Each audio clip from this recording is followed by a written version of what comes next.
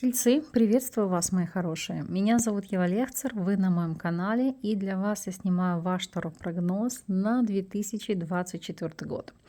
Год дракона, высокосный год. Во многом он, конечно, будет непростым, но для большинства из нас он будет переломным.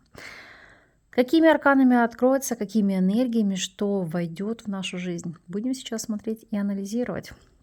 И помогут мне сегодня в этом Dream Spell Таро, а также Таро Золотой Нити. Поэтому мы с вами приступаем.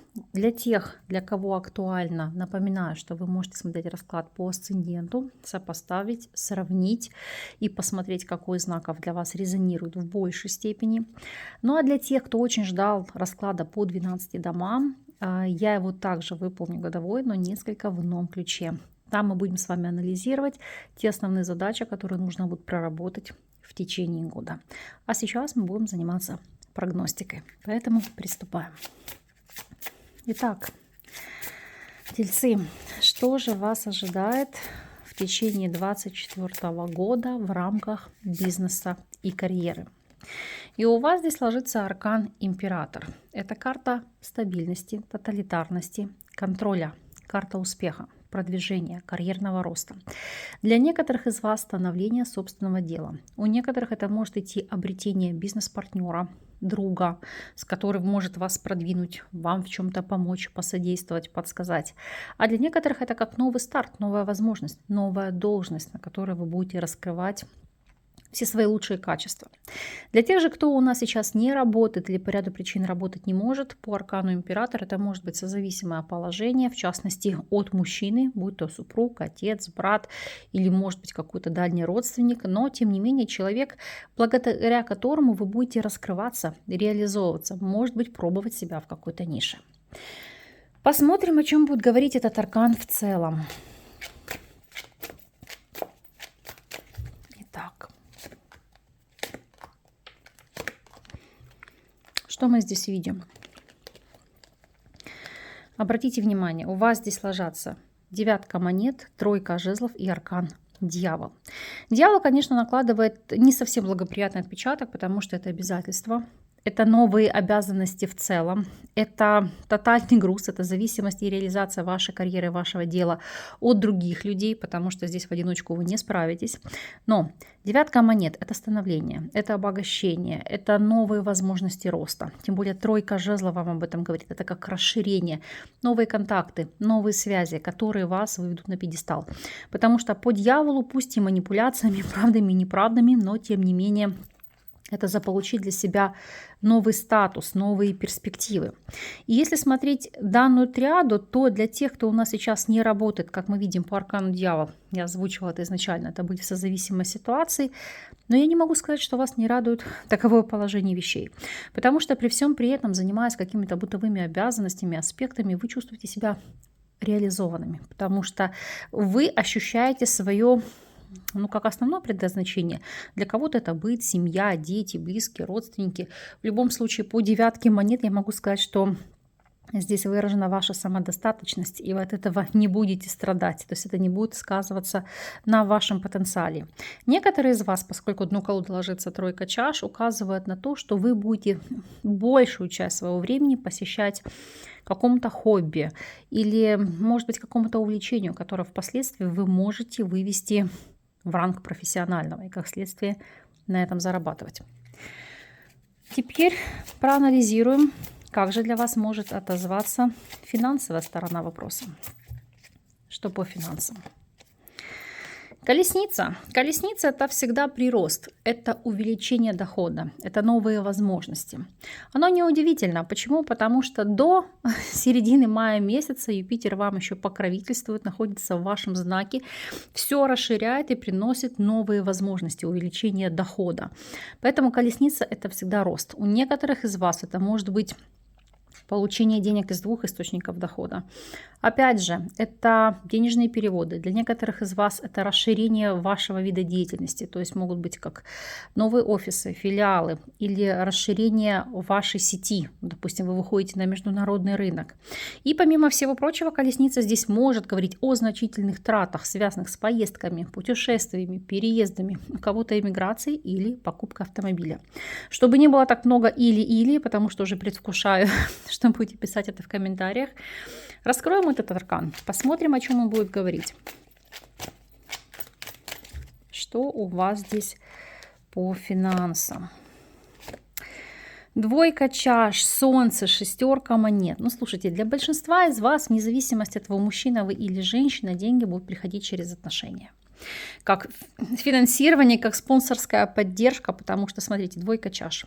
В некоторых случаях, да, это просто через кооперацию, через других людей, через новых партнеров, друзей, знакомых, которые поспособствуют увеличению вашего дохода, потому что, обратите внимание, солнце, шестерка монет, деньги, которые сами идут в руки. Это ситуация, ну, когда действительно доход растет, причем значительно.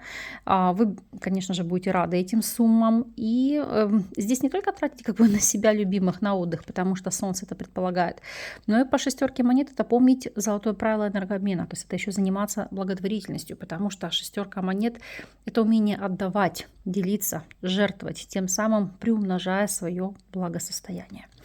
Но, как вы видите, в финансовом аспекте карты здесь просто потрясающие. И да, снова двойка чаш. Как две энергии, два ключа, два направления. Поэтому действительно у некоторых из вас это получение ресурсов из нескольких источников дохода. Например, то есть вы можете получать пенсию, субсидию, дотации, финансово вас могут поддерживать дети или ваш партнер или партнерша. Потому что карты и указывают здесь на ваше довольство и состояние комфорта. Анализируем вопрос здоровья. Что у нас здесь? Маг. Хорошая ли эта карта? И да, и нет. Почему? Потому что, с одной стороны, она указывает на ситуацию, когда вам нужно взять себя в руки и в чем-то жестко контролировать, ограничивать, вырабатывать терпение, самодисциплину, вырабатывать режим дня или его придерживаться. Ну и помимо всего прочего, у некоторых из вас это будет идти обращение к врачу. Поиск своего специалиста, который действительно поможет вам закрыть какую-то болезненную ситуацию. Может быть, хронические заболевания или в целом, если это не хроника, то решить здесь и сейчас те проблемы, которые могут возникнуть. Но что же здесь на самом деле? Давайте смотреть, давайте прояснять и анализировать по ситуации.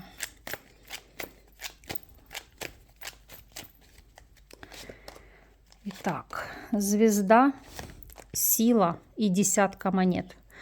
Карты прекрасны. Почему? Потому что по этим арканам это вопросы, связанные с омоложением, регенерацией, пластические операции.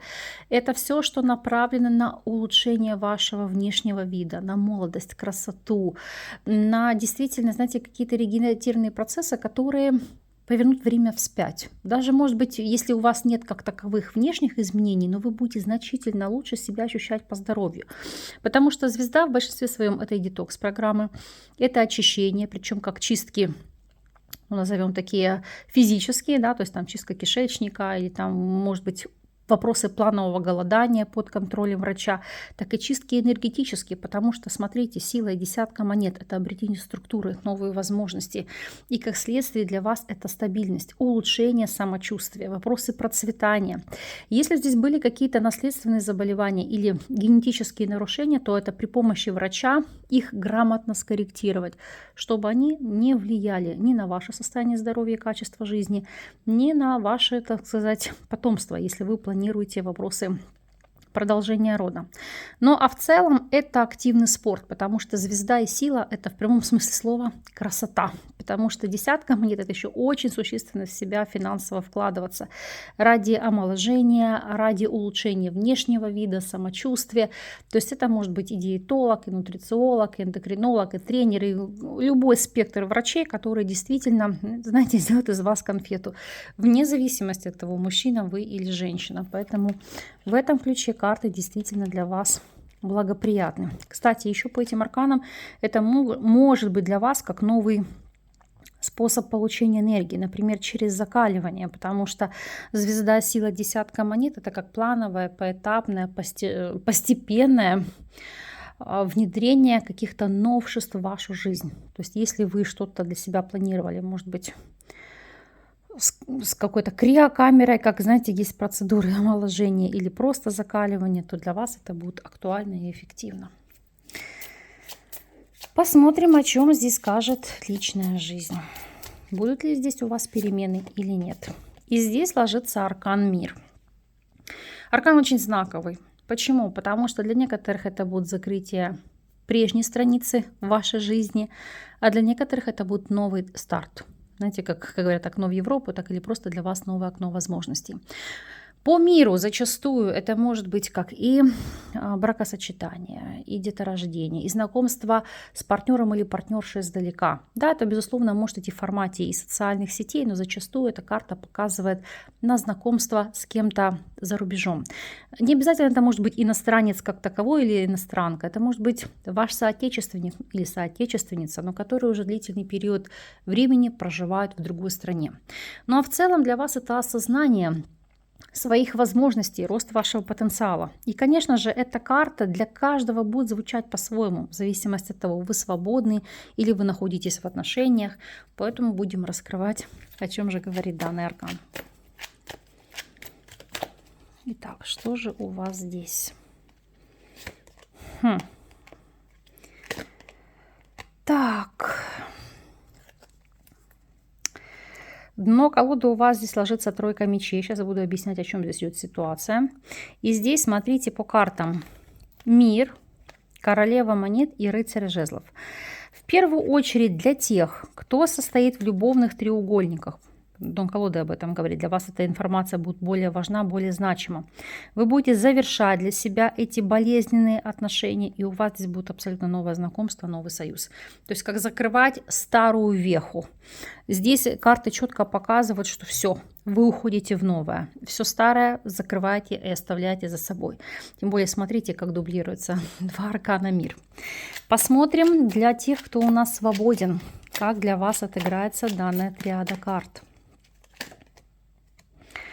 У вас по шестерке жезлов и есть это знакомство издалека. Даже дно колоды, посмотрите, у вас падает карта влюбленные. То есть то, о чем я вам говорила, обретение партнера или партнерши в социальных сетях или знакомство в путешествии, в поездке, или вы, может быть, эмигрировали, переехали. То есть для вас это судьбоносный год, потому что он вам дарит это знаковое, значимое партнерство. Потому что Мир, королева монет и рыцарь жезлов – это неожиданное обретение партнерства для стабильной и длительной жизни. Ну что ж, пусть так и будет. Сейчас вам выложу этот аркан. Посмотрим и раскроем ситуацию для тех, кто у нас находится в стабильных связях. О чем вам может говорить текущая триада карт? У вас ложится карта Маг. Маг и дно колоды шестерка мечей. Опять же, это влияние, связанное тут по отношению к вам, кто-то будет ярко проявляться. Потому что, смотрите, Маг и шестерка мечей, карты, которые показывают не то, что вы к этому стремитесь, обрести поклонника или поклонницу, но это арканы, которые указывают на какого-то значимого человека и появление его в вашей жизни, несмотря на то, что вы уже находитесь в стабильных союзах. Почему? Потому что эти карты, если мы будем раскрывать, указывают на влияние, на попытки завладеть вашим вниманием, манипулятивные какие-то ситуации. И по аркану правосудия это оценивать все за и против. Стоит ли вам в это ввязываться, к чему это может привести, будет ли для вас это продуктивно. Королева мечей – это оценивать ситуацию с холодным рассудком. Колесница – это, знаете, как выбрать путь движения. По тройке чаш, видите, велика вероятность здесь любовного треугольника. Поэтому здраво оценивайте ситуацию. Не ведите сразу на какие-то скоропалительные отношения, потому что можете обжечься здесь в плане выбора. Ну, давайте даже вам спрошу, стоит ли вам в случае знакомства уходить в новые связи. По королю чаш, если это будет мужчина, вот новый, почему новый? Потому что дно колоды туз жезлов, водной стихии, рак, скорпион или рыбы, тогда да, для мужчин.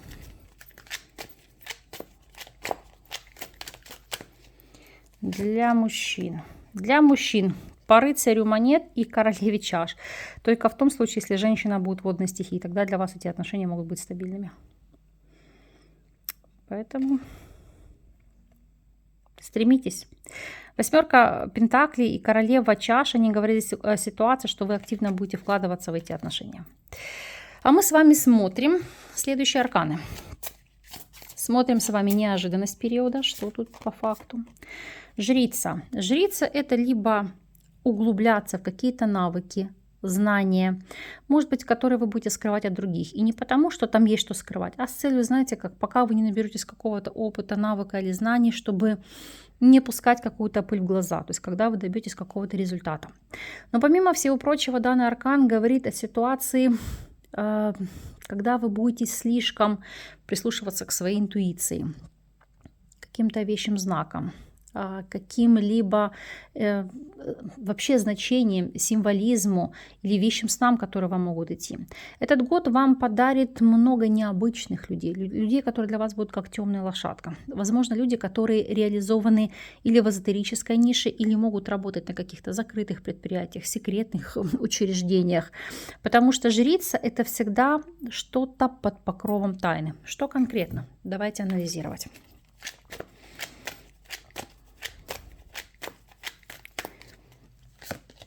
Так, королева жезлов, отшельник.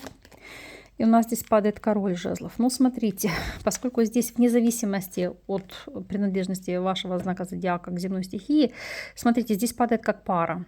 И по карту отшельник — это обретение духовного учителя, наставника или наставницы, который для вас, в какой-то степени будет как путеводной звездой. Или человек, благодаря которому вы будете духовно расти. Не обязательно это личное партнерство. Это может быть обретение учителя, коуча, тренера, духовного наставника. То есть человек, который поменяет вашу жизнь качественно и введет в вас какие-то знания, передаст вам какие-то знания, потому что по этим арканам, хотя смотрите, здесь еще открываю, ложится десятка чаш, то есть у кого-то действительно здесь может быть формат тайных отношений, но которые для вас будут мега значимыми. Ну, непростой у вас год. И по карте отшельник, во-первых, если смотреть, здесь может быть большая разница в возрасте, это раз. И второй аспект, сейчас я хочу дотянуть, посмотреть, снова открывается десятка чаш. Это может быть ситуация, когда с этим человеком вы доживете до старости, но в этом случае это будут как новые отношения. Хорошо, откинем эту ситуацию, посмотрим, какова для вас будет карта года, совет года. Что от вас уйдет в течение этого года и что к вам придет. Смотрим. Итак, что от вас уйдет? По колесу фортуны уйдут какие-то внезапные перемены, которые вы не могли контролировать, потому что колесо фортуны — это не только финансовый какой-то аспект, но это, знаете, как резкие перемены, резкий поворот колеса фортуны, к которому вам сложно было адаптироваться.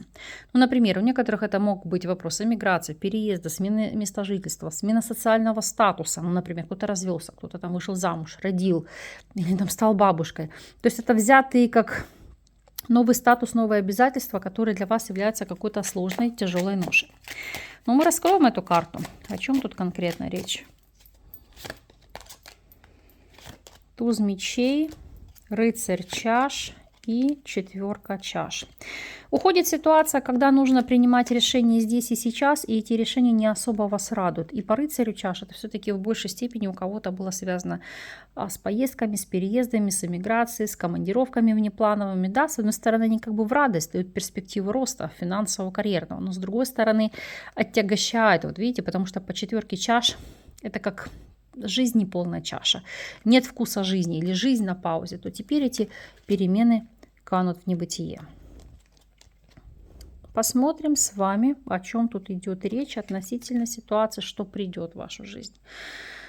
Тельцы, но у вас карта влюбленные. Сейчас будем раскрывать, потому что я понимаю, что влюбленный аркан неоднозначный, он не всегда говорит конкретно в контексте вопросов личной жизни. Это может быть просто ситуация какого-то глобального выбора, то есть какую карьеру выбрать, или стоит ли принимать новое предложение по работе. А для некоторых это может быть и вопрос действительно нового знакомства или любовных треугольников. Поэтому раскрываем, что же здесь по факту. Итак, что придет? Что придет? Тельцы. Повешенный, туз монет. И у нас здесь ложится 9 чаш. Ну что, нестандартные отношения войдут в вашу жизнь, потому что повешенный, это, знаете, своего рода как посмотреть на все происходящее в вашей жизни под другим углом. Это переоценка системы ценностей. Туз монет, 9 чаш. Смотрите. Это действительно здесь может быть форматы новых любовных взаимоотношений. Для тех, кого личная жизнь не интересует, или говорите, я уже не в том возрасте, какая мне там личная жизнь, то это по ситуации здесь может быть, знаете, как новое увлечение, хобби, и люди, которые вас в этом направлении вас приведут, будут поддерживать. И знаете, как озарение счастья, радости, полноты жизни. По принципу, вот оно, то, что я искала или искал. Наконец-то там я это обрел или обрела. Поэтому в этом ключе у вас тоже здесь могут отыграться арканы. Смотрим карту года. Луна.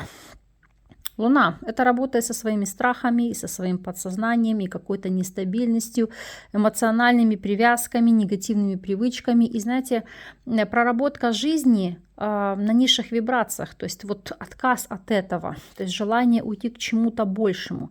Да, эмоциональные переживания, встряски, колебания, может быть, в принципе, эмоциональная нестабильность. Но так ли это? Раскроем. Раскроем, что у нас здесь. 3 чаш, 8 мечей, 4 жезлов. Ух ты!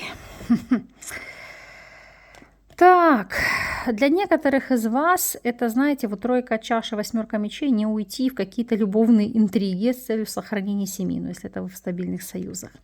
Дальше, у некоторых по 3 чаш ради обретения счастья и удовольствия в чем-то себя ограничить, чтобы получить высшие блага. Но по 4 жезлов это, допустим, вы экономите для того, чтобы купить жилье или вложиться в недвижимость.